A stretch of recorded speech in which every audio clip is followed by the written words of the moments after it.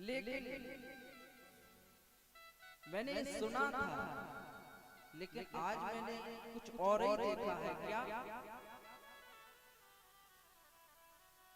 आप लोग जानते हैं, हमसे अच्छे तरीके से जानते होंगे पूरन जी को। इतनी व्यवस्था तो नहीं है, लेकिन फिर भी श्रीमद् भागवत कथा कराने का संकल्प ले लिया।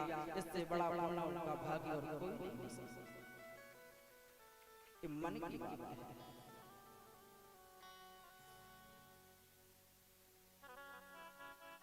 और सबसे पहले इस मार्ग में आने के लिए, भक्ति मार्ग में आने के लिए मन की आवश्यकता विशेष जरूरी है।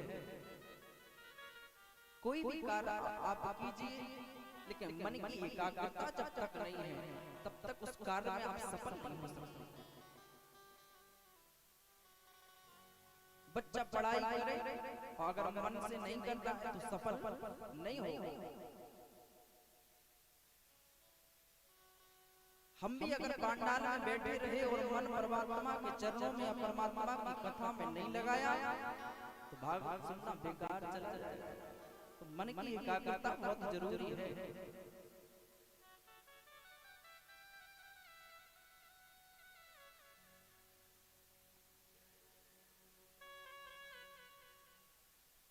और भैया हमारी अभी पूर्व में ही कथा जब ग्राम सिमरा में चल रही थी, तब हमारी जहाँ जन्म स्थली है, वहाँ के हमारे भैया गौरव साहू जी हैं। उन्होंने हमें कॉल किया, महाराज जी आपको एक कथा के लिए भैया बोल रहे हैं। पूरन जी से हमारी बात हुई, उन्होंने कहा महाराज जी हमें कथा बहुत सुंदर लगी आपकी। तो हमने कहा कि आप रुको, कुछ समय बाद आ जाना। नहीं बोले, अभी हम तो आ ही रहे हैं। और उसी ग्राम सिमरा में चलती हुई कथा में भैया पूरन जी पहुंचे, और हमारे और आपके बीच में हमारे ग्राम के भैया गौरव साहू जी, अरविंद साहू जी, गप्पू भैया पधारे हुए हैं। सभी लोग उनके सम्मान में तालियों की सेवा करेंगे।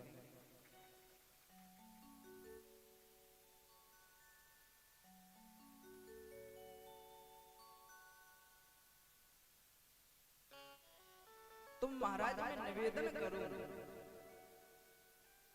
कि परमात्मा की विशेष कृपा जब हम पर हुई, तब श्रीमद् भागवत कथा सुनने के हम सहभागी बन पाए।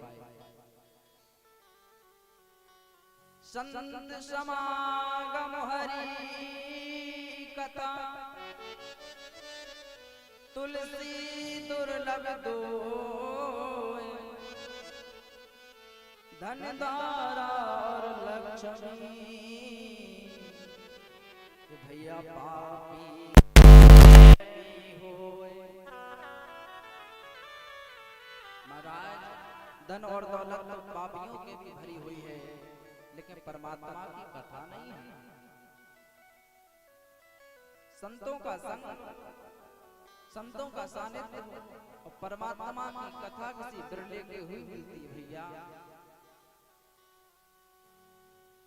रावण के यहाँ इतना खजाना भरा हुआ था, खजाने में जिसके सोने की लंका हो, सोना में जिसके ही पुत्र नाती इतने हो, और भैया इतना रुतबा, वरुण जिसका पानी भरता हो, पवन जिसे चमर डुलाते हो, और काले जिसकी पाटी से बंधा हो, शनि जिसके महल में उल्टा लटका हुआ है। कुछ कमी नहीं थी, लेकिन कमी थी तो एक ही थी, संत समागम हरि कथा। ये भैया तुलसी दुर्लभ दो, संतों का संग हरि की कथा दुर्लभ है।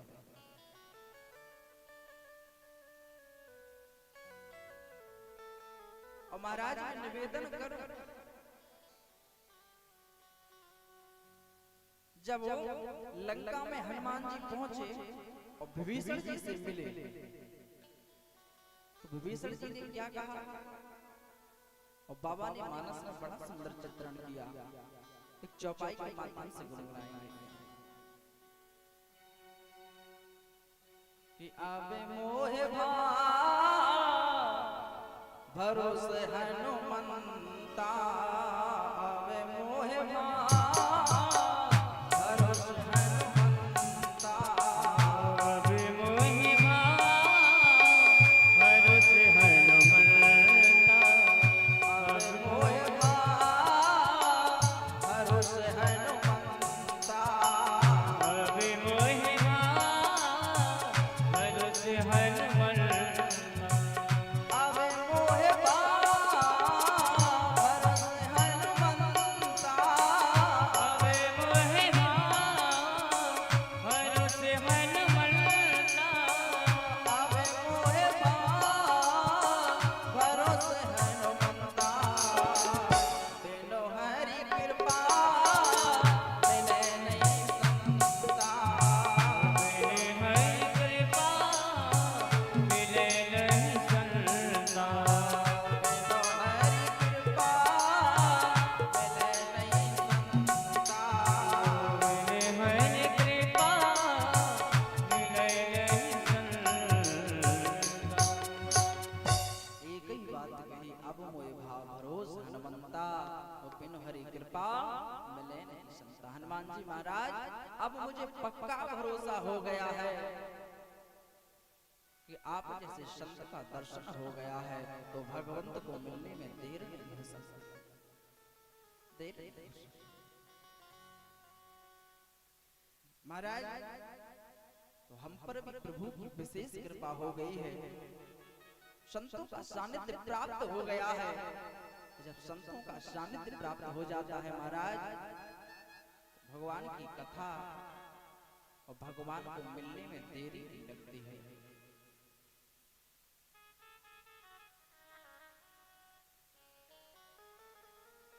यह कथा जो है ना श्रीमद् भागवत की, यह कथा हमें भगवान के चरणों से जोड़ती है।